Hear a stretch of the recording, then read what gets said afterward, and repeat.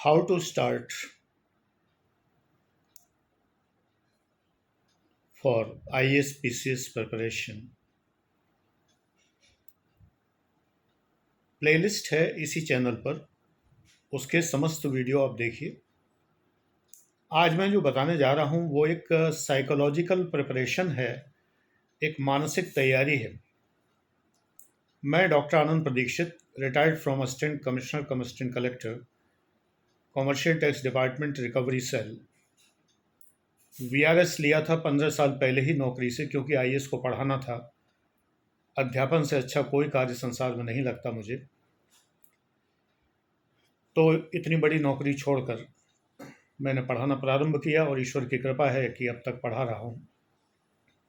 जब तक उनकी कृपा रहेगी पढ़ाता रहूँगा, फ्री भी और पेड भी।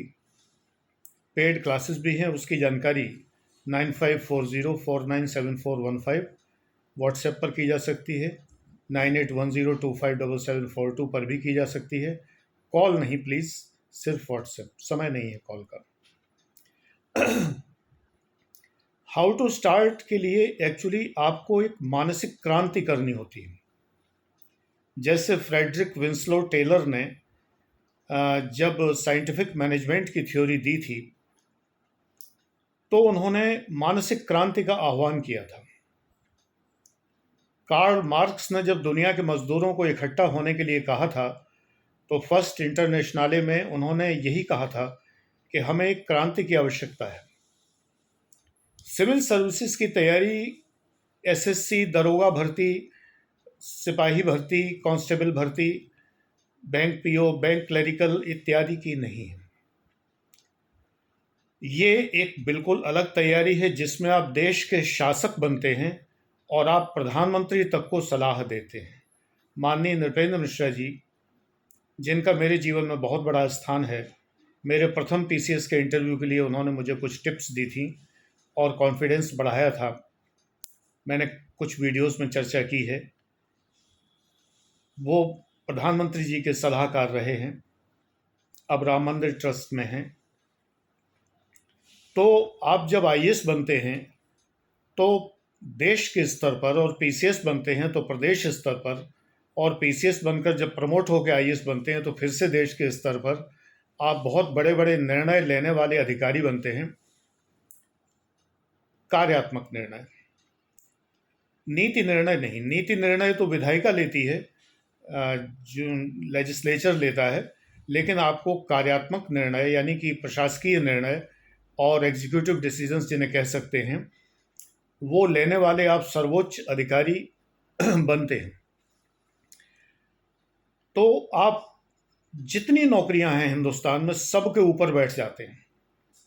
सारे engineers, doctor, chartered accountants, advocates इत्यादि और इत्यादि, इन सब के ऊपर आप हो जाते हैं। इसीलिए इसका इतना चार्म है और देश की ये सर्वाधिक प्रतिष्ठित सेवा है और इसके लिए सभी के मन में कामना है।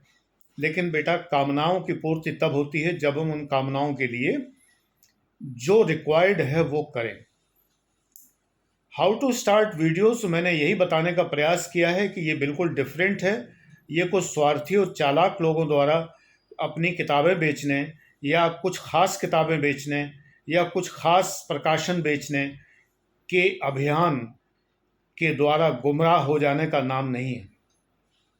आपको सिर्फ एक बात समझनी है, मेरी कोई बात मत मानिए आप, लेकिन एक बात अवश्य मानिए कि सिलेबस पूरा जिन किताबों से होता है वो किताबें पढ़िए। ये बात मैं बार बार दोहराता हूँ। आपको अगर संतुष्टि है कि उन 4 किताबों में, जिन्हें 4 वेदों की तरह बताया जाता है, अगर सिलेबस पूरा होता है, प्री मेंस इंटरव्यू, अगर आपका सामान्य हिंदी, जनरल इंग्लिश, निबंध और तमाम सारा सिलेबस, पब्लिक पॉलिसी और इत्यादि सब कुछ पूरा होता है, तो आप सिर्फ वही किताबें पढ़ें और पास हो, खुद दिखा दें। नहीं होंगे, क्योंकि सिलेबस नहीं पूरा होता है। सिलेबस के अंदर, प्री के अंदर 30 टॉपिक हैं और 30 टॉपिक्स के लिए कम से कम 40 किताबों की आवश्यकता पड़ती है। इसलिए ये एग्ज़ाम टफ एग्ज़ाम है और मेंस के लिए आपको ऑप्शनल की भी कम से कम 10-12 किताबों की ज़रूरत पड़ती है। और ये कहना सरासर गलत है, चाहे कोई IAS ऑफिसर ही क्यों ना कहे, क्योंकि वो लोग भी कई बार सही नहीं कहते हैं। तमाम सारे निजी स्वार्थ भी इन्वॉल्व होते हैं उसमें। जो हाल हाल सेलेक्टेड होते हैं। बहुत सारे फैक्टर्स हैं जो कहना अच्छा नहीं लगता। चाहे वही क्यों ना कहें कि एक किताब को 10 बार पढ़िए और 10 किताबें एक बार मत पढ़िए, ये गलत बात है। एक टॉपिक के लिए तो आपको एक किताब पढ़नी ही पड़ेगी कम से कम, और एक बिगिनिंग की किताब पढ़नी पड़ेगी और एक किताब जो एडवांस पढ़नी पड़ेगी, एक गाइड बुक टाइप की किताब भी पढ़नी पड़ेगी। 3 किताबें तो एक टॉपिक के लिए बनती ही हैं। इस हिसाब से बहुत सी पुस्तकें इकट्ठी हो जाती हैं, और केवल पुस्तकें इकट्ठी होने से नहीं है, डेली करंट अफेयर्स पढ़ने, उनको विस्तार से विश्लेषण करना है, और उनके अंदर आए हुए हिस्ट्री, ज्योग्राफी, इकोनॉमिक्स और जनरल साइंस और पब्लिक पॉलिसी और संविधान के विषयों को खोजना है, खोज की तैयारी करना है। आप सफल हो जाएंगे। मेहनत है लेकिन असंभव नहीं है। लेकिन अगर आप भटक गए, मिसगाइड हो गए इन सब 4 किताबी और नसरत गैंग द्वारा, नसरत यानी एनसीईआरटी, इस गैंग द्वारा आप मिसगाइड हो गए, तो उनकी किताबें बिकेंगी और आपका करियर चौपट होगा। ये बात आप गांठ बांध लीजिए। चलिए आगे चलते हैं। मानसिक क्रांति क्या करनी है? मानसिक क्रांति ये है कि आपको महसूस करना होगा कि आप एक आईएएस अधिकारी बनने जा रहे हैं, या उम्र नहीं है तो पीसीएस अधिकारी बनने जा रहे हैं। ये कभी मत सोचिए कि आईएएस बहुत कठिन है मेरे लिए, उम्र तो है लेकिन मैं आईएएस तो नहीं बन पाऊंगा, बहुत कठिन है तो पीसीएस तो बन ही जाऊंगा। बेटे, पीसीएस और ज़्यादा कठिन है, क्योंकि वैकेंसीज कम होती हैं, कट ऑफ बहुत ऊपर जाती है। इसलिए अगर आप पीसीएस बन सकते हैं तो मेरी बात मानिए, गारंटेड आप आईएएस भी बन सकते हैं। तो दोनों परीक्षाएं दीजिए, तैयारी सेम है। मैं यूपी पीसीएस की बात कर रहा हूँ, अन्य स्टेट के पीसीएस के बारे में नहीं बता सकता।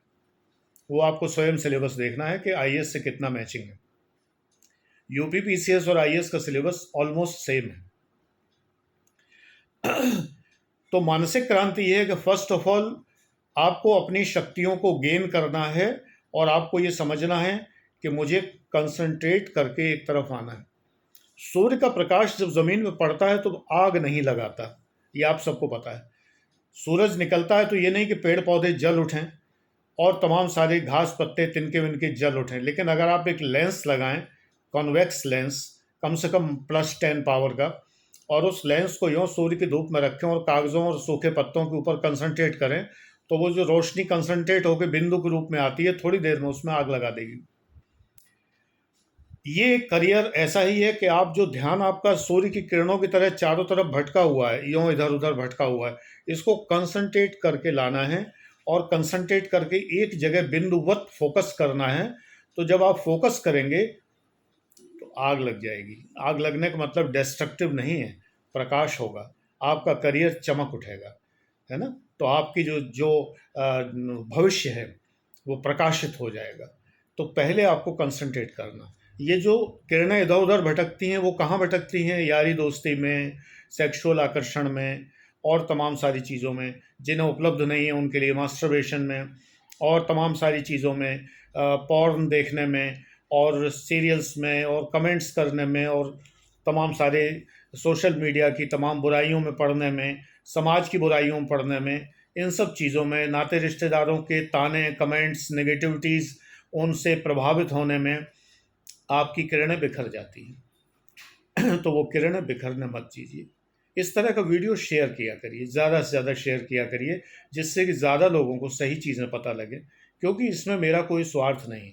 अगर वीडियो 500 लोग देखें, 200 लोग देखें तो मुझे कोई फ़र्क नहीं पड़ता। 5000 देखें, 50,000 देखें, 10-10 लाख लोगों ने मेरा वीडियो देखा है तो भी मुझे कोई फ़र्क नहीं पड़ता। आपको फ़र्क पड़ता है। जितने ज़्यादा लोगों तक अच्छी बात पहुंचेगी, उतने ज़्यादा लोगों का भला होगा, चालाकों के, ठगों के जाल से बचेंगे। आपको शेयर करना चाहिए, ज़्यादा से ज़्यादा शेयर करना चाहिए। वीडियो शेयर करने में कोई प्रॉब्लम थोड़ी है, कोई कोई इलीगल काम नहीं है। इसका लिंक शेयर करिए, लेकिन डाउनलोड करके और फिर अपने चैनल से अपलोड करना ये इलीगल होता है, गलत होता है। एनीवे, क्योंकि मेरा चैनल मोनेटाइज नहीं है, मुझे इससे एक पैसा नहीं मिलता है मेरे चैनल से, तो इसलिए ज़्यादा व्यूज़ हों या कम व्यूज़ हों, मेरे ऊपर कोई प्रभाव नहीं पड़ता। और इंटरेस्टिंग बात यह है कि मेरे जो एडमिशन्स होते हैं, ज़्यादातर बच्चों से जब मैं पूछता हूँ कि आप किस तरह से मुझे आपने जाना, तो वो मुझे गूगल से जानते हैं, और मेरा चैनल यूट्यूब का पहले से नहीं देख रहे होते हैं 90% लोग। तो इस चैनल से मेरा कोई विज्ञापन का भी फ़ायदा नहीं है कि आप लोगों को मैं कुछ बताऊं तो मेरे एडमिशन्स हो रहे हैं।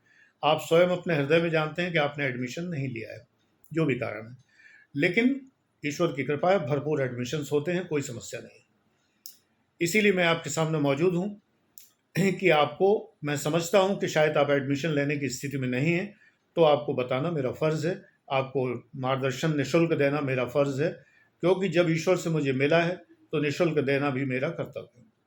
मेरे वीडियोस देख-देख के लोगों ने किताबें लिख ली, तमाम सारे काम कर लिए, अच्छी बात है। मैं रॉ मटेरियल दे रहा हूँ, आप उसका प्रयोग कर रहे हैं, बिना धन्यवाद दिए कर रहे हैं, ये आपकी नैतिकता है, लेकिन मेरी बात फैल रही है, मुझे यही अच्छा लगता है।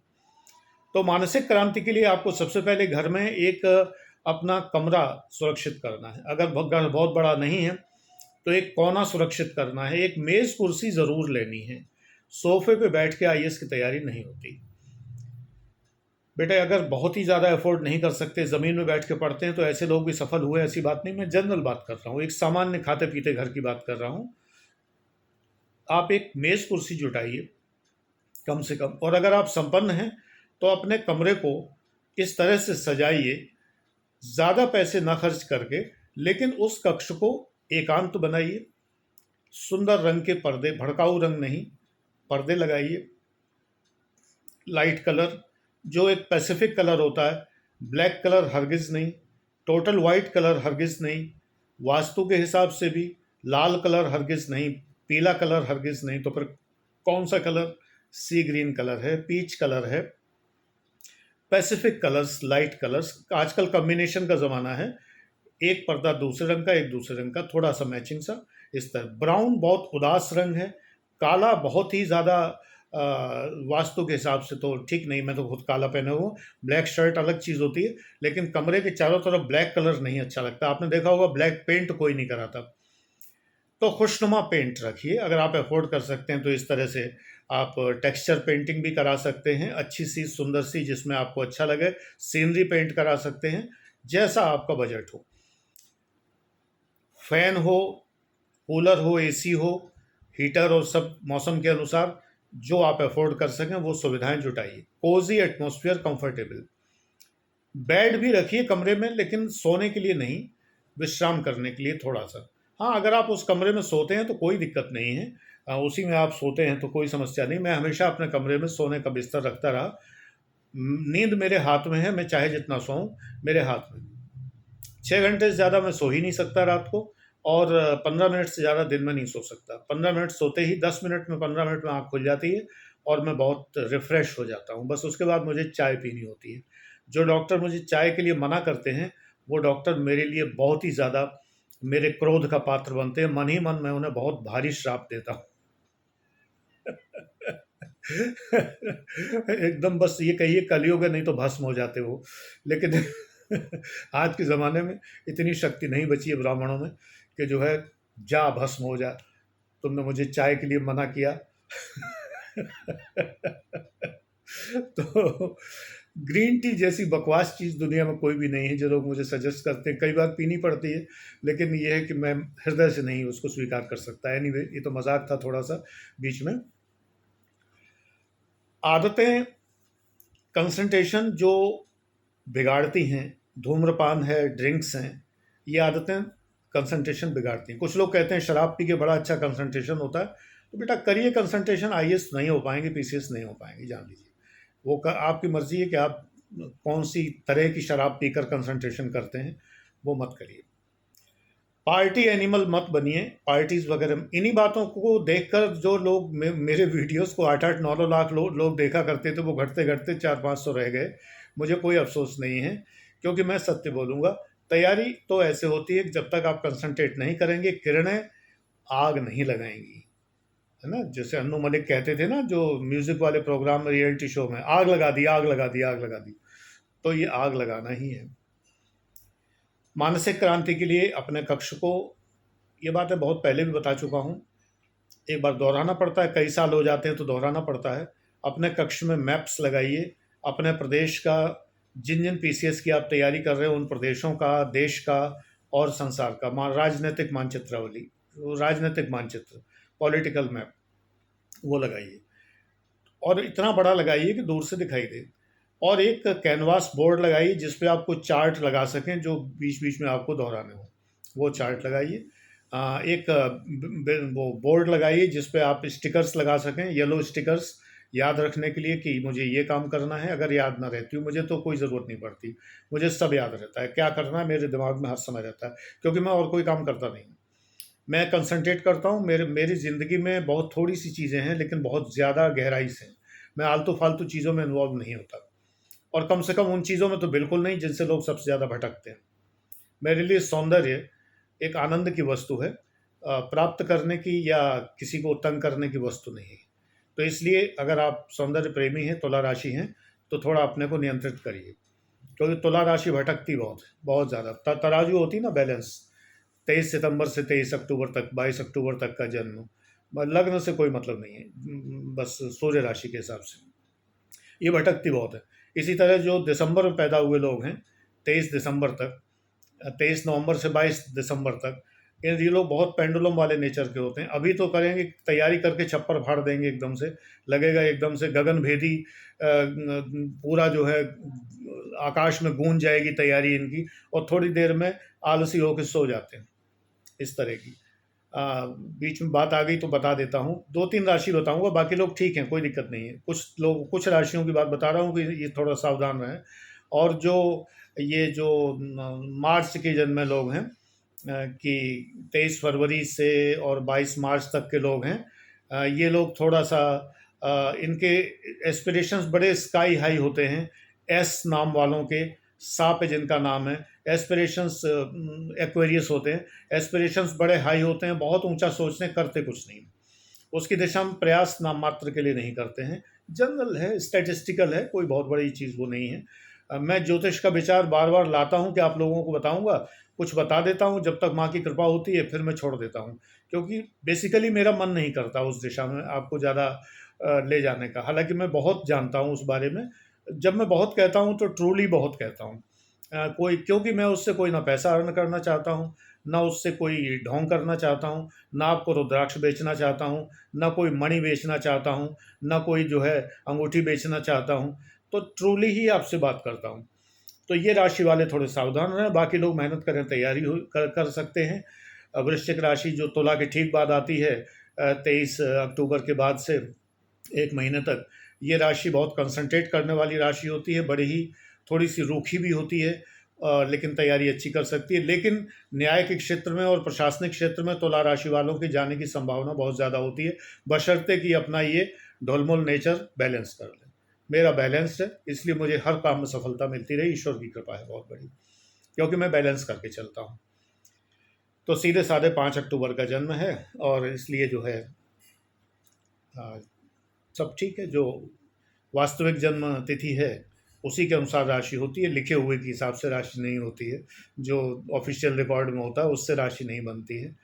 एनीवे, ये बात भी बीच में मैंने बता दी। बाकी राशि वाले मुझे व्हाट्सएप ना करें, मैं कोई भी चीज़ इस बारे में नहीं बताऊंगा। कोई अभी मैं ज्योतिष विचार नहीं बताने जा रहा हूँ, ना आपका हाथ देखने जा रहा हूँ।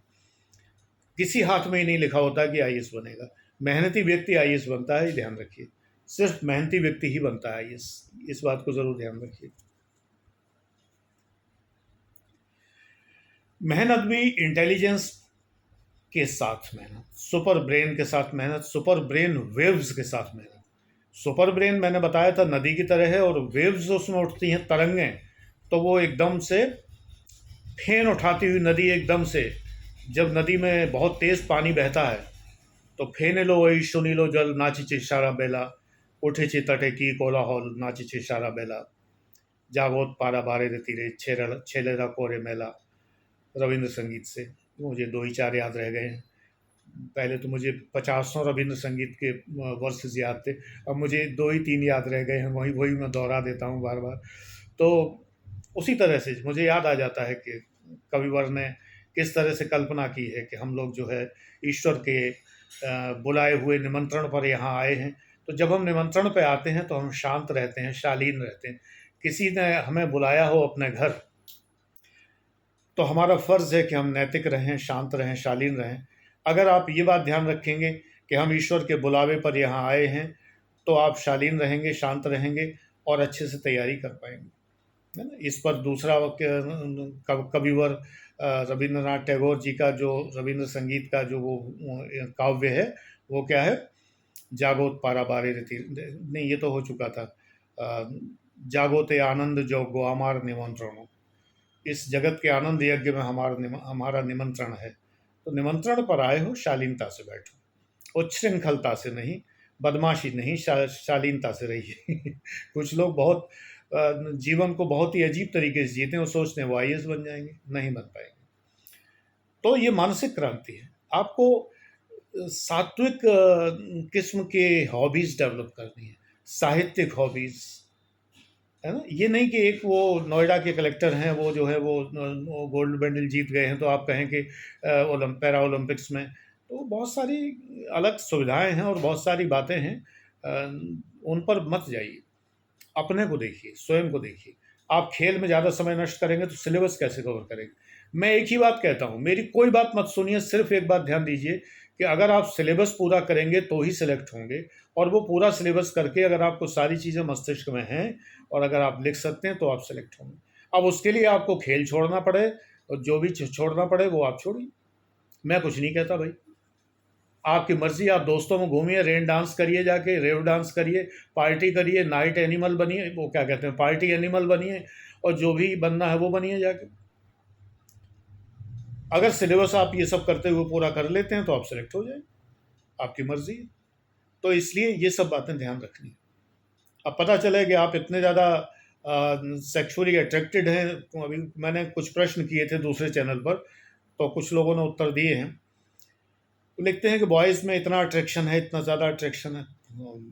मैं भी उस उम्र में रहा हूँ, अट्रैक्शन भी ज़बरदस्त रहा है और सारी चीज़ें रही हैं, और पुरुष का अट्रैक्शन तो पूरी उम्र ख़त्म नहीं होता, लेकिन ये टेस्टोस्टेरोन बंद नहीं होता कभी, इसका प्रोडक्शन बंद नहीं होता। ये तो आजीवन फैक्ट्री लगा दी है पूरी, एकदम लाइफ टाइम रिचार्ज है मेल का। तो फीमेल का तो एक टाइम पे ख़त्म हो जाता है, मेनोपॉज हो गया, लेकिन मेल का मेनोपॉज थोड़ी होता है। तो मैं जानता हूँ कि ये सब चीज़ें होती हैं, लेकिन उसे मैनेज करना, हम लोग बुद्धिमान प्राणी हैं, होमो सेपियंस सेपियंस हैं, तो ये हमारे हाथ में है कि हम अपने करियर की दिशा में आगे बढ़ें। तो ये आपको करना है, इन चीज़ों को मानसिक क्रांति लाइए। पहले, सबसे पहले हाउ टू स्टार्ट में एक अच्छी किस्म के टेस्ट डेवलप करिए, लेकिन उस टेस्ट में, उस हॉबी में बहुत समय नष्ट ना करें। आपको 8-9 घंटे प्रतिदिन चाहिए। मैं फिर कहूँगा कि एक अनऑफिसर हैं जो अपनी अनकोचिंग में आपको जो है अनगाइडेंस देते हैं और बहुत गलत बातें बताते हैं कि आप ये किताबें मत पढ़िए, नोट्स मत बनाइए, ये मत पढ़िए, न्यूज़पेपर मत पढ़िए, द हिंदू मत पढ़िए, फलाना मत करिए। वो तो भाई बहुत ज़्यादा बुद्धिमान है, दिखाई दे रहा है पैसे कमाने में तो बहुत बुद्धिमान है। तो आप पैसे कमाने नहीं जा रहे हैं, आप आईएएस बनने जा रहे हैं। वो आईएएस बन गए और अपने सूत्र किसी को नहीं बताना चाहते, कभी भी नहीं बताते। मैं हमेशा बताता हूँ, क्योंकि मैं चाहता हूँ कि आप बने, निःशुल्क बने, मेरे कोर्सेज भी ज्वाइन ना करें तब भी आप बने, ये मेरी सदैव से कामना रही। अब आपने अगर चैनल इतना लोकप्रिय बनाया होता कि मुझे चैनल से इतनी इनकम होती रहती कि मुझे पेड कोर्सेज लॉन्च ना करने पड़ते, तो मैं ईश्वर की सौगंध खा के ये बात कहता हूँ, एकदम सच कहता हूँ कि तो मैं जो पेड कोर्सेज में पढ़ा रहा हूँ वही मैं यहाँ पढ़ाता। मैंने 750 वीडियोस में, ईश्वर जानता है कि वही पढ़ाया है जैसा पेड कोर्सेज में पढ़ाया जाता है। लेकिन जब आप लोगों ने वीडियो नहीं देखे तो मैंने हाइड कर दी, छिपा दिए, और फिर पेड वालों को फ्री दे दिए। पेड के वीडियो अलग हैं, लेकिन वो वीडियो फ्री डिस्ट्रीब्यूट कर दिए और करता रहूँगा आगे चल के, क्या कर सकता हूँ। तो पहले एक मानसिक क्रांति ज़रूरी है, उसको करिए, ठीक है, आगे बताता रहूँगा।